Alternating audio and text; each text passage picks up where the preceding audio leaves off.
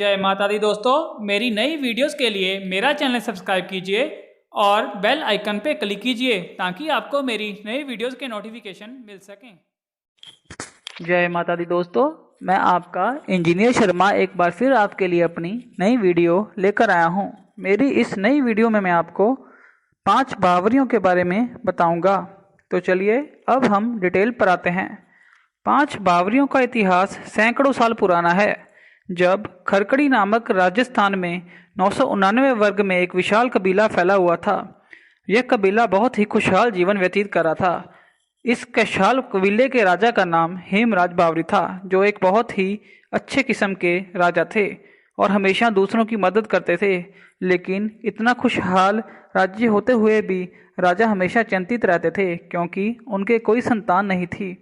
हेमराज बावरी की पत्नी माता कपूरी बहुत ही बड़ी शिव भक्त थी और अपनी नगरी में आए हुए साधु संतों की बहुत ही सेवा करती थी। एक बार चमत्कार हुआ और इनके गांव में एक साधु अपनी मंडली के साथ आए और वहां पर माता कपूरी को लगा कि मुझे इनकी शरण में जाना चाहिए। वह उनकी शरण में गई और उनकी बहुत सेवा की। जब वो वापस आने लगी तो उनकी आंखों में आंसू आ गए।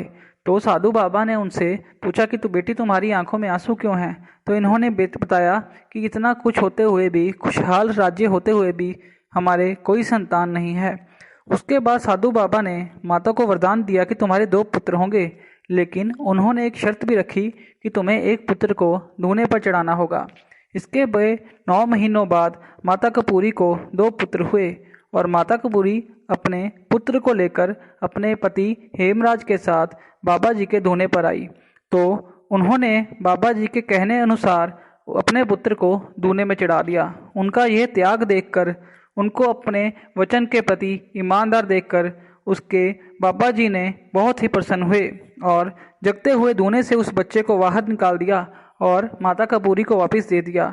नागे बाबा की शक्तियों के कारण उस बच्चे को आंच भी नहीं लगी, परंतु उस बच्चे का रंग सांवला हो गया।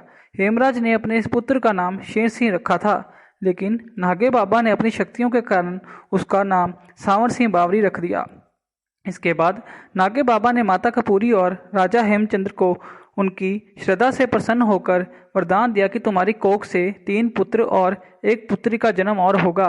और नागे बाबा ने उन पुत्रों का नामकरण भी किया। उन्होंने कहा कि तुम्हारे बड़े पुत्र का नाम हरि सिंह बावरी रखना, दूसरे का केसरमल, तीसरे का जीतमल और चौथे का नथमन रखना और लड़की का नाम शैडो रखना। और ये वरदान भी दिया कि तुम्हारे ये 5 बावरी जग के कल्याण के लिए जन्म लेंगे और जो भी इनके दर पर मन्नत मांगेगा ये उन्हें जरूर पूरा करेंगे। उन्होंने ये भी कहा कि संसार में रहते हुए ये बहुत ही शक्तियों को प्राप्त करने में सफल हो जाएंगे और संसार में अमर हो जाएंगे। यह कहकर नागे बाबा मूर्थन की तरफ रवाना हो गए। इसके बाद नागे बाबा के वरदान के कारण माता की कोख से 3 पुत्र और 1 पुत्री ने जन्म लिया और कुछ समय के बाद 5 भाई बहन जवान हो गए। इन 5 बावरियों में जो सबसे बड़ा भाई हरि सिंह था वह मनसा देवी का भगत था। जब उनके पिता हेमराज अपनी वृद्धावस्था में गए तब उन्होंने अपना राजपाट अपने बड़े पुत्र हरि सिंह को सौंप दिया। हरि सिंह को गद्दी संभालते हुए कुछ ही समय हुआ था कि उनके छोटे भाई सागर और केसनमल शिकार खेलने की आज्ञा लेकर उनसे जंगल में चले गए।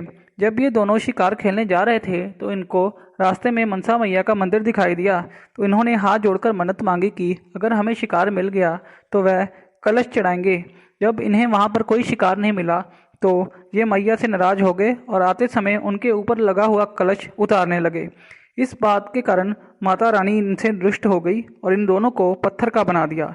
ये बात का पता जब भाई हरि सिंह को लगा तो वह माता के मंदिर में आकर उनसे क्षमा मांगने लगे, लेकिन मैया ने उनकी क्षमा स्वीकार नहीं की। तब हरि सिंह बावरी ने अपना शीश काटकर माता रानी को चढ़ा दिया। तब मनसा रानी ने प्रसन्न होकर हरि सिंह को जीवित कर दिया और सांवर सिंह बावरी और केसरमल बावरी को भी पहले जैसा बना दिया। उनकी क्षमा को स्वीकार करने के बाद मैया ने इन 5 भाइयों को बहुत ही दिव्य शक्तियों का वरदान दे दिया, जिसके कारण यह आज तक बहुत ही मशहूर हैं। मेरी ये वीडियो आपको कैसी लगी आप मुझे कमेंट्स में ज़रूर बताइएगा। धन्यवाद।